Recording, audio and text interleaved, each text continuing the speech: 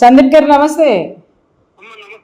నమస్తే. ఇది ఇప్పుడు ఈ పాప విషయంలో ఈ మహమ్మద్ గౌస్ అనేటటువంటి వ్యక్తి ఎవరైతే ఉన్నారో ఇప్పుడు అతను అత్యాచారం చేయడము, తర్వాత ఆ పాపను పైనుంచి తోసేశాడు అనేటటువంటి వార్త వస్తుంది. ఇది వాస్తవమేనా?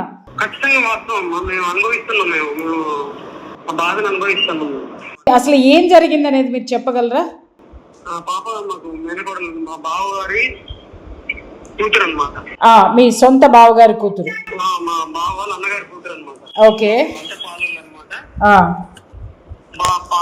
పాప వాళ్ళ ఫాదర్ వచ్చేసి సుతార్ పని చేసుకుంటారమ్మా, రోజువారీ కూలి పనులు వెళ్తుంటారు. అమ్మగారు వచ్చేసి ఇళ్లలో వర్క్ చేసుకుని బట్టలు వేసుకుని జీవన ఆధారంతో ఉంటారు. ఓకే. ముగ్గురు పిల్లలు, 2 ఆడపిల్లలు, ఒక పిల్లగాడు. వృత్తిపరంగా వచ్చి వర్క్ చేసుకుంటారు. వాళ్ళ తాతయ్య అమ్మమ్మ వాచ్మెన్, అపార్ట్మెంట్ లో వాచ్మెన్ గా అనుకుంటూ పిల్లల్ని హాలిడేస్ కదా పాపను తీసుకొచ్చారన్నమాట. ఇప్పుడు ఈ పాపకి జరిగిన విషయము హాలిడేస్ లో అమ్మమ్మ తాతయ్య గారి ఇంటికి వచ్చిన దగ్గర? అవునమ్మా, అక్కడ జరిగింది. ఓకే. అయితే ఈ మహమ్మద్ గౌస్ అనే వ్యక్తి రాపర్తి, ఖమ్మం నగరంలోని రాపర్తి నగర్ అనే కాలనీలో రౌడీ షీటర్ అంట, లారీ డ్రైవర్ అంట, ప్రస్తుతానికి కార్పొరేటర్ కి డ్రైవర్ అంట. ఏ కార్పొరేటర్ కి డ్రైవర్ అండి? పేరు ఇప్పుడు ఇంతకుముందు ఎక్స్ కార్పొరేటర్స్ ఉన్నారమ్మా, పేర్లు తెలుస్తలేవు. వాళ్ళందరూ నైట్ పూట మేము కేసు ఫైల్ చేసిన తర్వాత 3 కార్పొరేటర్లు వచ్చి, వాళ్ళ కమ్యూనిటీ సిబ్బంది వచ్చి ఆయన ప్రొటెక్షన్ మోడ్ లో. ఎవరు కమ్యూనిటీ సిబ్బంది? మహమ్మద్ గౌస్ కమ్యూనిటీ సిబ్బంది? కమ్యూనిటీ సిబ్బంది అన్నమాట. ఓకే. ఆయన మీద ఏం అనుకుంటాం. మేము ఇక మాకు భయం ఫస్ట్ 2 days దాకా మాకు ఏం జరిగిందంటే, మా పాప కింద పడ్డది, దారి కింద పడ్డదన్న థాట్ లోనే 6th జరిగింది. 6th జరగడంతో మేమేం చేసిన, పాప కింద పడ్డది, 14 లక్షలు ఖర్చు అవుతుంది అనేసరికి మేమందరం ఇల్లు తిరిగి పొలవాళ్ళు, తెలిసిన వాళ్ళు, రిలేటివ్స్, బంధుమిత్రులు, చుట్టుపక్కల వెల్ విషర్స్ అందరి దగ్గర నుంచి స్కానర్లు పట్టుకొని అడుక్కుంటున్నాం అన్నమాట. లిటరల్ గా అడుక్కుంటున్నాం అందరినీ. వాళ్ళు రోజువారీ కూలి పని చేసుకునే వ్యక్తులు అనమాట. 500, 400 వస్తే వాళ్ళ భోజన ఖర్చులు పోను 100 రూపాయలు కూడా మిగులుతాం. అలాంటి సిచ్యువేషన్ లో 14 లక్షలు గ్యాదర్ చేయడం కష్టమైంది. అందరం కలిసి తలా చేసుకుని అన్ని వైపుల నుంచి అడుగుతున్నాం. 2 days తర్వాత అమ్మాయి కాన్షియస్ లోకి వచ్చింది. ఓకే. అమ్మాయి కాన్షియస్ లోకి వచ్చి ఏమైందమ్మా మా అన్నయ్య అడిగితే, ఇదమ్మా సాయిబుల్ అంకులు పైకి తీసుకెళ్ళినాడు 2 అంతస్తుల కాడ నుంచి, నాకు భయం వేసి ఇంతకుముందు అట్లనే చేసినాడు, నాకు భయం వేసింది, 3 అంతస్తుకి వెళ్ళినా నాకు కళ్ళు తిరిగినట్టు అనిపించినాయి, నన్ను తీసుకుపోయి నన్ను ఇబ్బందికి గురి చేసినాడు, కళ్ళు తిరిగినట్టు అనిపించింది, నాకు ఏమైంది అర్థం కాదు, లేచి చూసేసరికి మళ్ళీ లేపి నన్ను 3 అంతస్తుల నుంచి కింద పడేసిండు అని చెప్పింది అనమాట. జడ్జి గారి ముందు, గవర్నమెంట్ డాక్టర్ గారి ముందు కూడా వాంగ్మూలం ఇచ్చారనమాట. స్టేట్మెంట్ ఇచ్చిందా పాప? పాప స్టేట్మెంట్ ఇచ్చిందండి. తర్వాత రియాక్ట్ అయ్యి పోక్సో కేసు దాకా పోయింది అనమాట. ఓకే. అంటే ఇప్పుడు ముందు పోలీసులు కేసు తీసుకోలేదండి? కేసు తీసుకున్నారమ్మా. అంటే ఇక ఏ సెక్షన్స్ పెట్టారో, ఎలా సెక్షన్స్ పెట్టారో మాకు ఎఫ్ఐఆర్ కాపీ ఇవ్వమంటే మాకు ఇవ్వలేదు. తర్వాత ఇక ఇది సర్క్యులేట్ అందరికి చెప్పేసరికి ఇక బయటకు వచ్చారు, తీసుకున్నారు. లేట్ రీసెంట్ గా గవర్నమెంట్ నుంచి నిన్న సాయంత్రం 4 గంటలకి ఖమ్మం నుంచి హైదరాబాద్ షిఫ్ట్ చేశారమ్మా. మేము నైట్ కంప్లైంట్ ఇచ్చాం. నైట్ కంప్లైంట్ ఇస్తే గవర్నమెంట్ రియాక్ట్ అయ్యి ఇనిషియల్ గానే ట్రీట్మెంట్ ఇస్తే ఇంకేమన్నా కొంచెం సేవ్ అయ్యేదేమో. ఇప్పటికి కూడా భయంగా ఉంది. స్పైన్ ఇంజరీ అయింది, రిబ్స్ ఇంజరీ అయినాయి, లెగ్ ఫ్రాక్చర్స్ అయినాయి, పేరెంట్స్ ఇల్లిటరేట్స్, చదువుకున్న లేరు, ఇబ్బంది పడుతూ ఉన్నాం. మహమ్మద్ గౌస్ ని అరెస్ట్ చేశారా, చేయలేదా? చేశారంటమ్మా. మాకు మేమేమో ప్రొటెక్షన్ లోపల ఉండడం మాకు అర్థమవుతుంది, లోపలికి రానియట్లేదు. తర్వాత నిన్న నైట్ స్టోర్ లో నిన్న 24 గంటల లోపలనే అరెస్ట్ చేశారని నిన్న చెప్తున్నారు. అంటే అరెస్ట్ చేసి కూడా అరెస్ట్ చేయలేదని చెప్పి వాడిని దాడి చేయకుండా చేశారనమాట. అదే ప్రొటెక్ట్ చేస్తున్నారు. ఎస్, అరెస్ట్ చేసి ప్రొటెక్ట్. ఇప్పుడు నిన్న స్టేట్మెంట్ ఇచ్చి 24 గంటల్లో అరెస్ట్ చేశారని చెప్తున్నారు.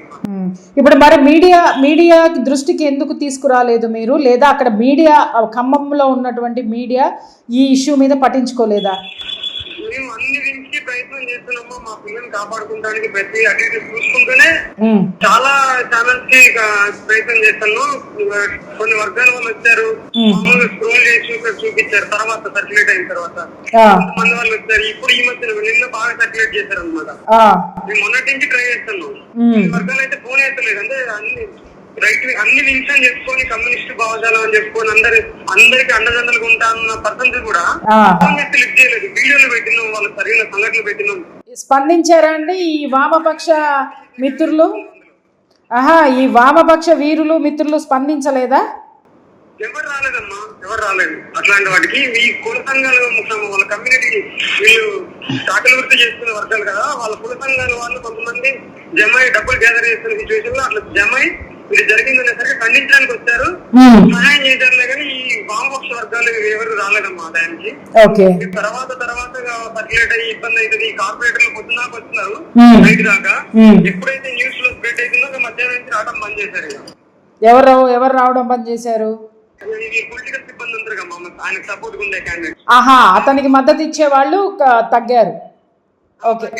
ఇది బాగా పోక్సో కింద అయిపోయింది. ఇక అందరూ వస్తే వాళ్ళకి చెడ్డ పేరు వస్తుంది, తర్వాత పొలిటికల్ ఇబ్బంది అయిపోయి రావడం బంద్ చేశారు. ఇప్పుడు ఇంతకీ మహమ్మద్ గౌస్ లోపల పెట్టిన అరెస్ట్ చేశారా లేదా అండి? అది అరెస్ట్ చేశారంటమ్మా, మాకు ఆయన పేరు డైరెక్ట్ చూపిస్తలేరు మాకు. చేశారట కాదండి, చేసిన వెంటనే కోర్టులో ప్రొడ్యూస్ చేయాలి అతన్ని. మరి ఇది మీడియాకి రిలీజ్ చేయాలి కదండి. ఇప్పుడు ఒక నిన్నగాక మొన్న ఒక పెద్ద రాజకీయ నాయకుడి కొడుకు విషయంలో ఎంత హడావుడి జరిగిందో, మీడియా ఎంత ఇది చేసిందో, ప్రతి ఒక్క విషయాన్ని జనాలకి ఎంత చక్కగా క్లియర్గా చెప్పిందో, మరి అంతే శ్రద్ధ మీడియా కానీ పోలీసులు కానీ ఈ పాప విషయంలో, మహమ్మద్ గౌస్ విషయంలో ఎందుకు చూపించలేదు అని మీరు అడగలేదా? మీరు ప్రశ్నించలేదా? పేరు కూడా బయటపెట్టారు, ఆయన పేరు కూడా చెప్తలేరు. మేమంటే ఎవరు ఎవరికి భయపడుతున్నారు, ఏ వర్గానికి భయపడుతున్నారు, ఎవరు విక్టిము, ఎవరు దాడి చేస్తున్నారు, ఎవరు ఇబ్బందులకు గురవుతున్నారు మాకు అర్థం కావట్లేదు. మేము మా భాగంలో మేము ఉండి అన్ని ఫండ్ రైజింగ్ చేసుకుంటా వాళ్ళని సముదాయం. ఇప్పటి వరకు పాపకి ఎంత ఖర్చు పెట్టారండి? తల్లిదండ్రులు ఎక్కువనే ఖర్చు పెట్టారమ్మా. నాకు మేము షేర్ చేయడం ఉంది కానీ నాకు అర్థమైంది. ఇప్పుడు పాపని ఎక్కడికి తీసుకొచ్చారండి? నిన్న 4 గంటలకి కలెక్టర్ గారు మేమంతా అడావిడి చేస్తుంటే కలెక్టర్ గారు అంబులెన్స్ ద్వారా పంపిస్తా అన్నారు. అప్పటికి కూడా సంఘ నాయకులు ఉంటారు కదా కమ్యూనిటీ వాళ్ళు మైనారిటీ వీళ్ళు తీసుకోపోయేది హైదరాబాద్. ఆ పాపని ఏమైనా ఇబ్బంది పెడితే ఏమైనా చంపేస్తే ఏం చేస్తారని వాళ్ళు మళ్ళీ క్వశ్చన్ చేస్తే అప్పుడు ఒక 2 కానిస్టేబుల్ లోపలికి పంపిస్తారమ్మా. అప్పటి దాకా వాళ్ళకి లేదు. ఇప్పుడు ఇది చాలా సెన్సిటివ్ విషయం అండి. ఇప్పుడు మీరు చాలా సింపుల్గా మాట్లాడుతున్నారు, ఆ పాపను చంపేస్తే ఇబ్బంది పెడితే అని. నాకు అర్థం కాక అడుగుతారండి, ఇప్పుడు మనము ఉన్నటువంటిది నాగరిక సమాజంలో ఉన్నామా లేకపోతే ఆటవిక సమాజంలో ఉన్నామా? ఒక పసిబిడ్డ మీద అఘాయిత్యం చేయటమే కాకుండా, హత్యాయత్నం చేయటమే కాకుండా మళ్ళీ ఆ బిడ్డను చంపాలనే తీవ్రత వరకు వెళ్తే జనం ఎందుకు ఊరుకుంటారండి? ప్రజలు ఎందుకు ఊరుకుంటారు? నిజం అదే మాకు అర్థం కాని విషయం ఏంటంటే, మేము ఇట్లా ఉంటున్నాం మీడియా అనేటప్పుడు మాకు దగ్గరకు వచ్చి ఇలా జరుగుతుందని అందరికి అన్ని వర్గాలకి తెలియజేయాలి కానీ మేము అన్ని వర్గాలకు వెళ్ళలేము. ఈ సిచ్యువేషన్ లో మీడియా కూడా అన్ని వర్గాలు కవర్ చేయాలి కానీ ఈ పెద్ద పెద్ద తోకాలు రాజకీయ నాయకులకు సంబంధించిన ఇష్యూస్, కుక్కల గురించి, కార్ల గురించి, వాళ్ళ తెలిసిన ఇష్యూస్ గురించి గంటల తరబడి సినిమా రివ్యూల గురించి మాట్లాడతారు కానీ 2 minutes స్క్రోలింగ్ లో అయిపోయిందమ్మా మా జీవితం. మా జీవితాలు అంతే అనిపించింది. మా చిన్న జీవితాలు కదా. ఏమండి, చిన్న మనుషులు పెద్ద మనుషులు కాదండి, మీరు ఈ దేశంలో ఒక పౌరులు, అర్థమైందా? ఆ పౌరసత్వం అనేదే ఒక పెద్ద గౌరవానికి ప్రతీక. ప్రతి ఒక్కళ్ళకి హక్కు ఉంది, ఇక్కడ న్యాయం కోసం పోరాడేటటువంటి హక్కు ఇక్కడ ఖచ్చితంగా ఉంది. నేను ఒకటే మీకు చెప్తున్నాను ఏంటి అని అంటే, మీరు ఎప్పుడైతే ఎవరి నుంచి ఏ థ్రెటన్స్ ఎదుర్కొన్నా, ఆ పాపకి ఏదైనా జరిగినా మేమంతా కూడా, ఇంకా ఎస్పెషల్లీ చెప్పాలంటే తేజస్వి మీడియా తరపు నుంచి, రైట్ వింగర్స్ తరపు నుంచి ఖచ్చితంగా మేము మీకు అండగా ఉంటాము. ఇది మేము స్పష్టం చేస్తున్నామండి. మీరు ఎప్పుడైనా సరే మీరు మాకు ఫోన్ చేయొచ్చు. మీకు ఏ ఇష్యూస్ విపత్తులు వచ్చినా కూడా మీరు దాన్ని ఇది చేయొచ్చు. నేను ఇంకొక మాట వింటున్నాను, దానికి సమాధానం చెప్పండి. ఎందుకు అనంటే ఇక్కడ క్రిస్టల్ క్లియర్గా మీ నుంచి కూడా మాకు ఒక స్పష్టమైనటువంటి సమాధానం కావాలి. ఏంటంటే ఇప్పుడు వాళ్ళు మీకు 20 లక్షలు ఇస్తాము కాబట్టి కేసు క్లోజ్ చేయండి అనేటటువంటి డబ్బు ఆశ చూపించేటటువంటి ప్రయత్నం కూడా చేశారు మహమ్మద్ గౌస్ తరపు నుంచి అనేది విన్నాం. వాస్తవేనా అది? మా నాగా రాలేదమ్మా, మేము బయట తిరుగుతున్నాం. మేబీ వచ్చినా కానీ మేము అలాంటి 20 లక్షలు మా పాప మా ఇంటి మహాలక్ష్మికి ఇబ్బంది జరిగింది. ఇదే సమస్య భారతదేశంలో ఏ ఇంటికి జరగకూడదు, ఏ ఆడపిల్ల ఇబ్బంది పడకూడదు. మా ఇంటెన్షన్ క్లియర్ అమ్మా. చాలా మేము డబ్బుల కోసం ఇబ్బంది పడటం కాదు, మేము రాజకీయ నాయకులం కాదు. ఆ డబ్బుల ద్వారా మేము లబ్ధి పొందాలనుకున్నాం. చేసుకుని పనిచేస్తున్న వర్గాలం డబ్బులతో ఈ రోజు కష్టపడుతుంటాం, లేకపోతే కష్టం ఉంటే ఇబ్బంది పడతాం. లేకపోతే అట్లాంటి మీరు వచ్చే డబ్బుల్ని సవాల మీద పేరు రకాలు కాదమ్మా. మాకు ఆ డబ్బులు వస్తే మాకు అలా డిఫెన్స్ పాపకి గవర్నమెంట్ తరఫు నుంచి ఇప్పుడు ఈ రోజుతో ఆగిపోయింది కాదు. ఆమె జీవితాంతం ఈ బాధని శోభను అనుభవించాల్సి ఉంటుంది. ఆమెకి అండదండంగా ఉండాలి. ఫ్యూచర్ లో ఎలాంటి ప్రాబ్లమ్స్ వచ్చినా గవర్నమెంట్ నుంచి యాక్షన్ తీసుకునేటట్టు ఉండాలి. ఆయన్ని కట్టి పెద్ద పెద్ద వాళ్ళకి ఏదైనా సమస్య వస్తే ఇన్వెస్టిగేషన్ చేసి ఎమ్మడి ఇన్స్టెంట్ గా ఎన్కౌంటర్ చేసే సిచ్యువేషన్స్ లలో మా దగ్గరకు వచ్చేసరికి అసలు పబ్లిసిటీ లేదు, అవేర్నెస్ తీసుకురావట్లేదు, బయటకు రానియట్లేదు. చేసి పోలీసులు కూడా మాకు ఈ స్ప్రెడ్ చేయొచ్చు, మీరు గొడవ చేయొచ్చు, మేము ఇవాళ ఈవినింగ్ ప్రొటెక్ట్ చేస్తున్నాం. దానికి కూడా ఎక్కడ ఇన్ఫర్మేషన్ ఇస్తే ఆపుతారేమోనని మేమే చిన్న చిన్న గ్యాదర్ చేసుకుని వెళ్తాము. ఓకే, అంటే మిమ్మల్ని ప్రొటెస్ట్ చేయడానికి కూడా అక్కడ అనుమతి ఇవ్వడం లేదు? లేదమ్మా, చెయ్యనివ్వడం లేదు. ఓకే, సరే సందీప్ గారు, ఖచ్చితంగా మేమైతే మాత్రం ఇది ఏదైతే ఈ దుర్ఘటన, ఈ సంఘటన జరిగిందో మీ పాప తరపు నుంచి మా వాయిస్ వినిపించడానికి, అలాగే న్యాయం జరగడానికి మేము ఎంత చేయాలో ఖచ్చితంగా మేము ముందుంటాము.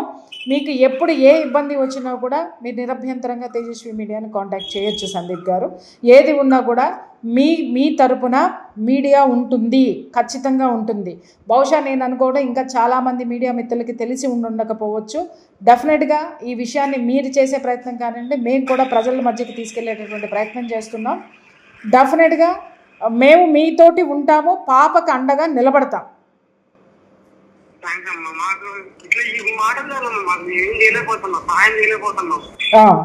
లేదండి, లేదు, ఖచ్చితంగా ఎవరైనా, ఏ ఆడపిల్లైనా, ఆ పిల్ల హిందూ అయినా, ముస్లిం అయినా, క్రిస్టియన్ అయినా, బౌద్ధ అయినా, జైన్ అయినా, ఆడపిల్లకి అన్యాయం జరిగితే ఖచ్చితంగా కొట్లాడాల్సిందే, కొట్లాడతాం కూడా.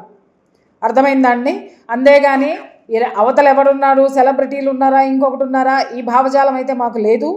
ఖచ్చితంగా న్యాయం తరపున నిలబడతాం.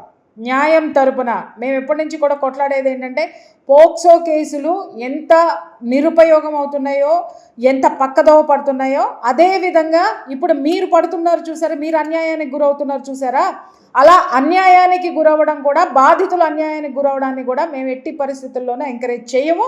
మేము ఖచ్చితంగా ఖండిస్తాము. మీ తరపున మేము ఖచ్చితంగా ఉన్నాము. చివరి వరకు కూడా మీతో పాటు ఉండి పోరాడదాం. ఓకే అండి, థ్యాంక్ యూ.